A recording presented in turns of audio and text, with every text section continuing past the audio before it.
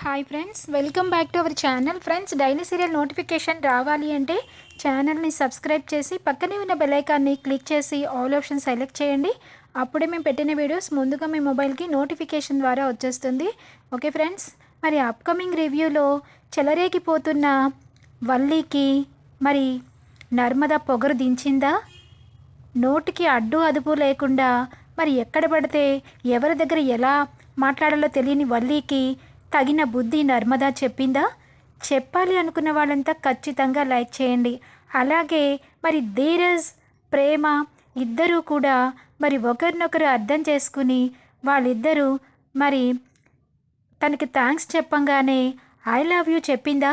మరి ఒక్కసారిగా ఉబ్బి తబ్బిబ్బైపోయిన ధీరజ్. దీని అంతటికీ కారణం మరి నర్మదాయేనా? ఇంకెందుకు? అలాగే మరి భద్రావతి బండారం మరి రామరాజుకి తెలిసిపోయిందా? ఇలాంటి మంచి ఇంట్రెస్టింగ్ ఎపిసోడ్ ముందుగా రాబోతుంది. ఎక్కడ కూడా స్కిప్ చేయొద్దు. అలాగే ఖచ్చితంగా లైక్ చేయండి. ఇంకా ఆలస్యం చేయకుండా రివ్యూలోకి వెళ్ళిపోదాం. ఇంకా ఎపిసోడ్ స్టార్ట్ అవ్వగానే ఒకసారిగా భాగ్యం, వల్లి, ఇటు ప్రేమ, నర్మద నలుగురు కూడా గొడవ పడుతూ ఉంటారు. అదేంటక్క, నీకోసమే కదా మేము ఆలోచిస్తున్నది, నువ్వు టెన్షన్ పడుతున్నావని చెప్పి ఆ టెన్షన్ ఎందుకనని మీ చెల్లెల్ని అడిగాం. దాంట్లో తప్పే ఉంది, దానికి ఎందుకు అంతగా పుచ్చకాయల దొంగ అంటే భుజాలు తడుముకుంటున్నావు? ఏ ప్రేమ, ఎక్కువ తక్కువ మాట్లాడుకు. ఏంటి పుచ్చకాయల దొంగ అంటే నేను భుజాలు తడుముకోవడం ఏంటి? ఇక్కడ దొంగతనం ఎవరు చేశారు? చచ్చా, నువ్వు దొంగతనం చేస్తావని అనటం లేదక్క. మరి ఏమంటున్నావు అంటే అదే 10 లక్షలు ఏంటా, ఎందుకోసమా అని చెప్పేసి తెలుసుకుందామని. తప్పే ఉంది అనంగానే, చూడక్క, నువ్వు ఓ నోరు విడుచుకుని మీద పడిపోకు, కాస్త ఆవేశం తగ్గించి మాట్లాడు అంటుంది నర్మద.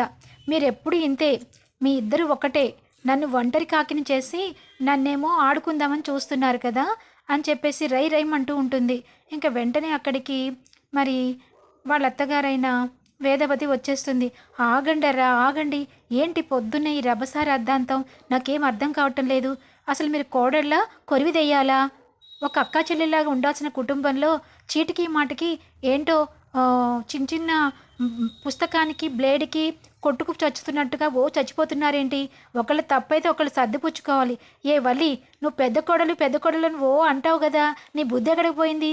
చిన్న కోడళ్ళు ఏదన్నా కొంచెం చిరుబురులాడుతుంటే బుద్ధి చెప్పాల్సిన వయసులో నువ్వే వాళ్ళ మీదకి తగదాకెళ్తావేంటి?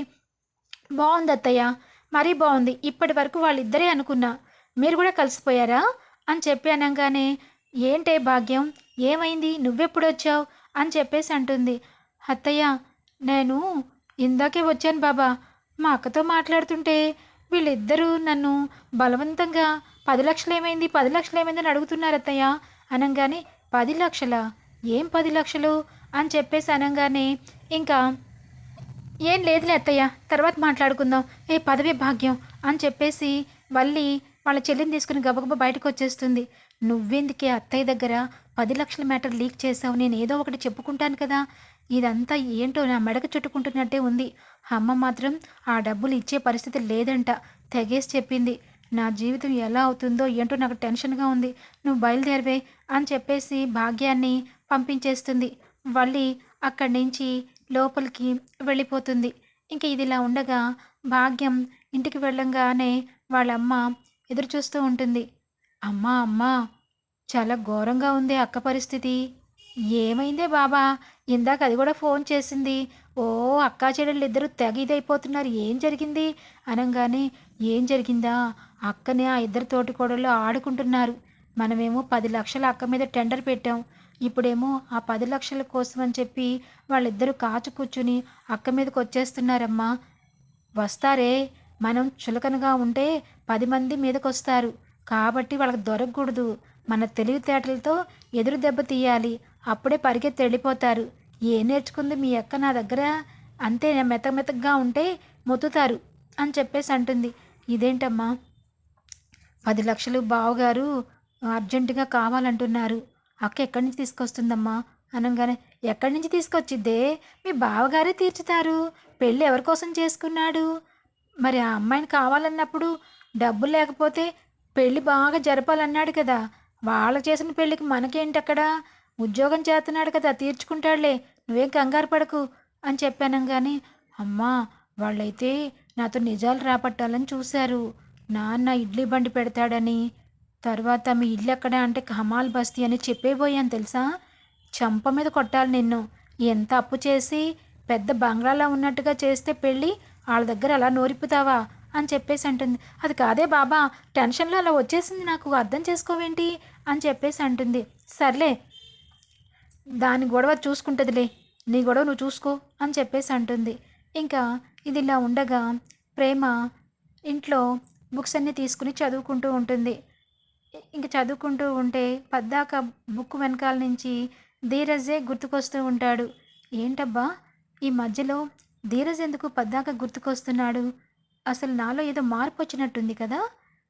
ఆ రోజు అన్నయ్యతో గొడవైనప్పటి నుంచి నిజంగానే ధీరజ్ అన్నట్టు ఈ కోతికేదో అయిపోయింది. కోతికి పూర్తిగా మతిపోయింది అని చెప్పేసి అన్నాడు. నేనేమో తిరగబడి కొట్టాను. కానీ ఆలోచిస్తూ ఉంటే ఆ హీరో నాకు పద్దాక మైండ్‌లోకొచ్చేస్తున్నాడు అంటే నేనేదో మారిపోతున్నానేమో అనిపిస్తుంది. అయినా మార్పు మంచిదే కదా! ఈ మధ్య కాలంలో ధీరజ్‌లో చాలా మార్పు చూశాను. తను కష్టపడి పైకి రావాలని కష్టపడి పనిచేస్తున్నాడు. రాత్రిపూట కూడా పనిచేస్తున్నాడు.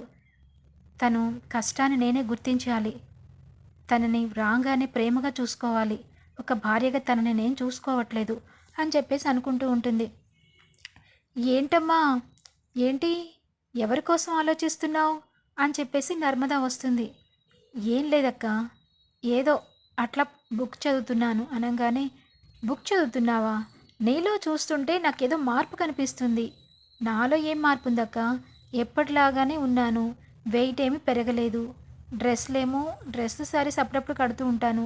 అంతకు మించి నాలో మార్పు ఏం చూసావు?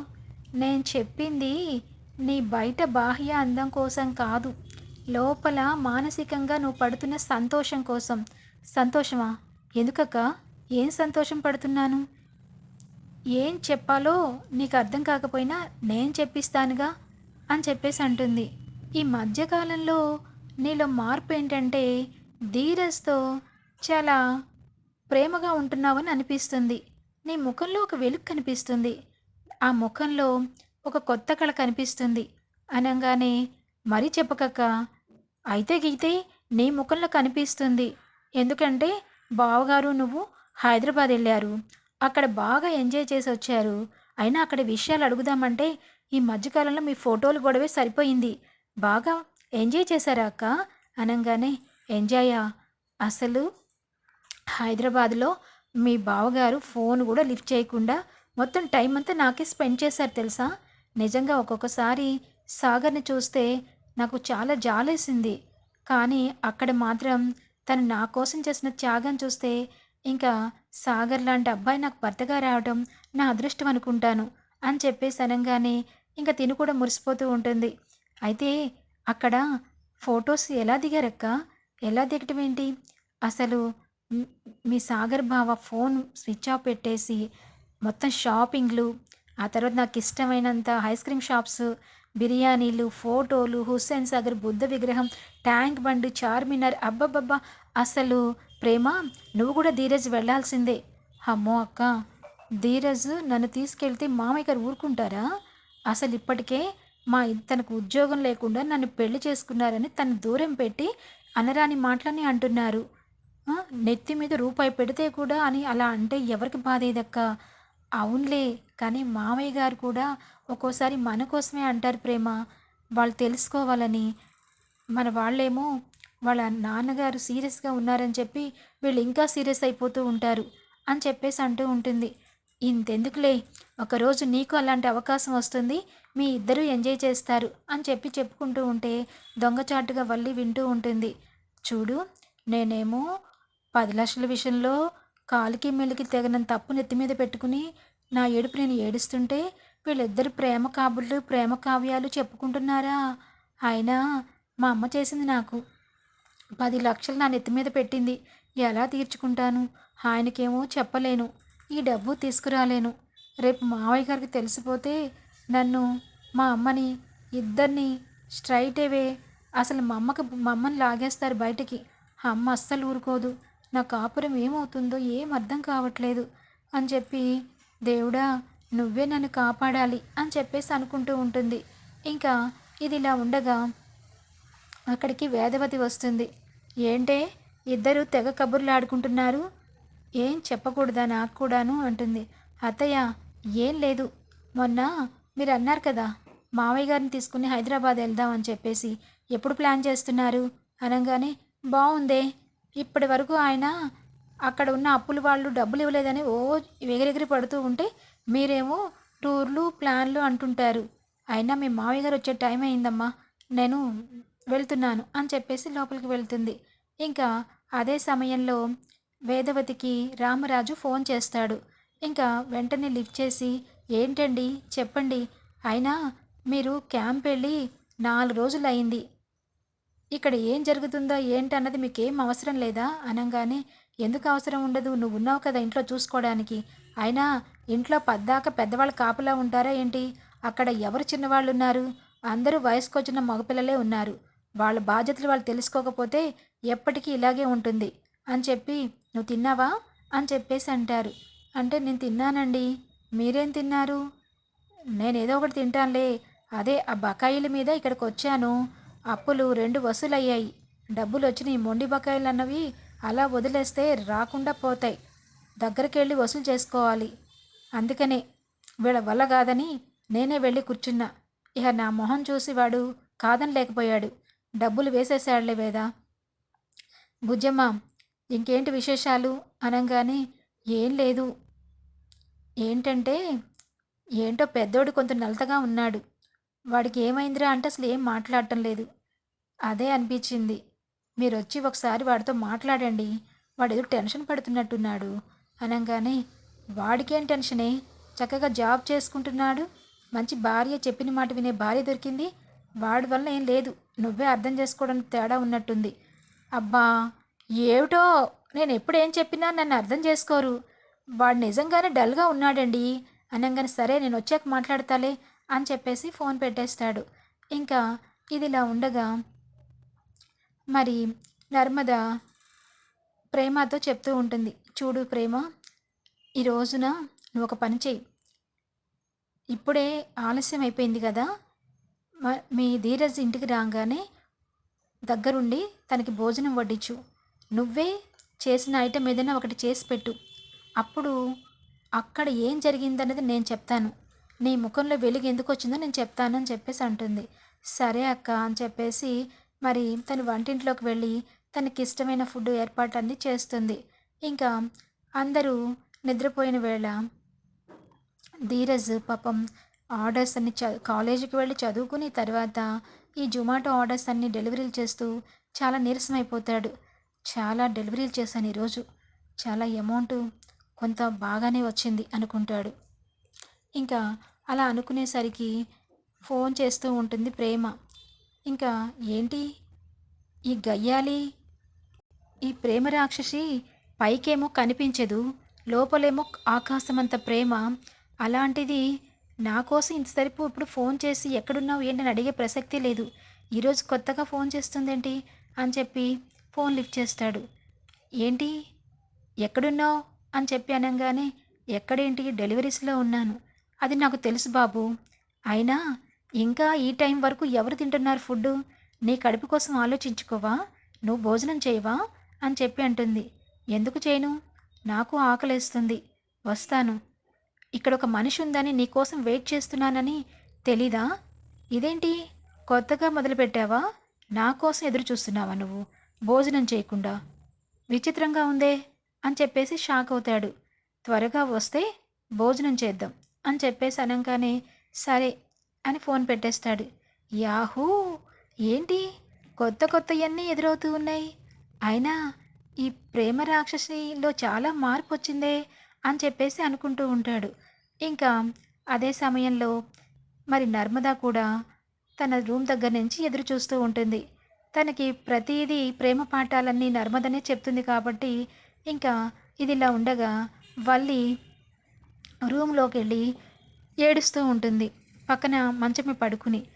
సాగర్ వచ్చి, వల్లి మీ అమ్మతో మాట్లాడావా ఫోను అనగానే, ఏంటి బా నేను ఎందుకు ఏడుస్తున్నానని కూడా ఆలోచించకుండా మీ అమ్మతో మాట్లాడావని అడుగుతున్నావేంటి? అవును, ఎందుకు ఏడుస్తున్నావు? ఏమైంది? నా టెన్షన్ నాకుంది. నాన్నకు తెలిసిపోతే రచ్చ రచ్చ అయిపోతుంది. ఇప్పటి వరకు నా మీద పెంచుకున్న నమ్మకం అంతా ఒక్కసారిగా చేజారిపోతుంది. నా బాధ అలాంటిది వల్లి. అర్థం చేసుకో. పద, మీ అమ్మ దగ్గరికి మనం వెళ్ళి మాట్లాడదాం. మీ అమ్మగారిని ఏదో రకంగా చెప్పి ఆ 10 లక్షలు ఆ సేటు గారికి ఇప్పించేద్దాం. అదేంటి బా, సడన్గా 10 లక్షలు ఇప్పుడు అమ్మని తీసుకురమ్మంటే ఎక్కడి నుంచి తీసుకొస్తుంది? అదేంటి వల్లి అలా అంటావు? నెల రోజుల్లో ఇచ్చేస్తానని అప్పుడు చెప్పింది కదా. చెప్పింది, నెల రోజుల్లో ఇస్తానని అనింది. కానీ ఇప్పుడు అమ్మ చేయి తిరగటం లేదు. ఎలా? ఏదో ఒకటి మనమే చేసుకోవాలి. అదేంటి వల్లి, రూపాయా 2 రూపాయలా? మనమే చేసుకోవడం ఏంటి? నా వల్ల కాదు అనంగానే, ఏంటి బా అలా మాట్లాడతావు? నా కోసం ఆ మాత్రం చేయలేవా అని చెప్పేసి అంటుంది. నీ కోసం ఏదన్నా చేస్తాను. పెళ్ళికి మరి అందుకనే కదా, నువ్వంటే ఇష్టమనే కదా పెళ్లి చేసుకున్నాను. దానికోసం అని చెప్పి మీ అమ్మగారు చేసిన అప్పుకి నేనెలా తీర్చగలుగుతాను వల్లి అని చెప్పి అనంగానే, ఏదో ఒకటి చేయి బా, మామయ్య గారికి తెలిసిపోతే మన ఇద్దరికి మధ్యన చాలా పెద్ద గొడవ అయిపోతుంది. అప్పుడు నన్ను ఇంట్లో నుంచి బయటికి పంపించేస్తారు. మా అమ్మ ఊరుకోదు. మా అమ్మ మళ్ళీ ఇంటికి వచ్చి అడుగుతుంది. మీ నాన్నగారు మా అమ్మకి చాలా పెద్ద గొడవ అయిపోతుంది. అప్పుడు మన పరిస్థితి ఎలా ఉంటుందో తెలుసా? ఇదంతా జరగటం అవసరమబ్బా. అందుకని సేటు గారికి ఇంకెవరి దగ్గరైనా అప్పు చేసి సేటు గారికి ఇచ్చేసేయి. వాళ్ళకి మనం నెమ్మదిగా తీర్చుకుందాం. ఏంటి బా, లేదంటే ఏదన్నా ఒక పెద్ద చిట్ ఫండ్ కంపెనీలో చిట్టు వేయి బా. ఆ చిట్టు పాడేసి సేటు గారికి ఇచ్చేసేయి. నెల నెల నీ జీతంలో వచ్చే డబ్బులు చిట్టు కట్టు. ఏం చేస్తాం అంటే, ఏదో ఒకటి చేద్దాంలే అని చెప్పేసి అంటూ ఉంటాడు. అమ్మో, అసలు నిజం చెప్పేశాను. లేకపోతే నా పరిస్థితి ఏమయ్యేదో. రోజు టెన్షన్ టెన్షన్ పడేదాన్ని అని చెప్పి అనుకుంటూ ఉంటుంది. ఇంకా ఇది ఇలా ఉండగా రాత్రి అవుతుంది. అప్పుడే వస్తాడు ధీరజ్. ధీరజ్ కోసం ఎదురు చూస్తూ ఉన్న ప్రేమ వెంటనే బ్యాగ్ తీసుకుని, రా ధీరజ్, అసలు నీ అంత కష్టం ఎవ్వరూ పట్టం లేదు అని చెప్పేసి లోపల లోపల అనుకుని కాళ్ళు కడుక్కోవడానికి నీళ్ళిచ్చి, మరి అంతా అయిన తర్వాత ఇంకా ఇద్దరు వడ్డిస్తాను రమ్మని చెప్పి అంటుంది. ఏంటి ఈరోజు నీలో కొత్తగా మార్పు కనిపిస్తుంది అని చెప్పేసి అనగానే, ఏం లేదు, నేనే చేశాను అని చెప్పి కొసరి కొసరి వడ్డిస్తూ ఉంటుంది. అక్కడ దూరంగా నర్మద సైగ చేస్తూ ఉంటుంది. చూడు, ప్రేమగా వడ్డించు అన్నట్టుగా. ఈ కళ్ళు అక్కడే ఉన్నాయి కానీ కొత్తగా ఏం కనిపించట్లా, ఏం అనిపించట్లా అని చెప్పేసి సైగ చేస్తూ ఉంటుంది ప్రేమ. ఏంటి ప్రేమ, ఏంటి సైగ చేస్తున్నావేంటి అనంగానే, అబ్బే ఏం లేదు అని చెప్పి అనంగానే, మొత్తానికి ఒకసారి కూర్చో అని చెప్పేసి ఇంకా అన్నం కలిపి తనకి అన్నం తినిపిస్తాడు. ఇంకా ప్రేమ కూడా కాదనకుండా తింటుంది.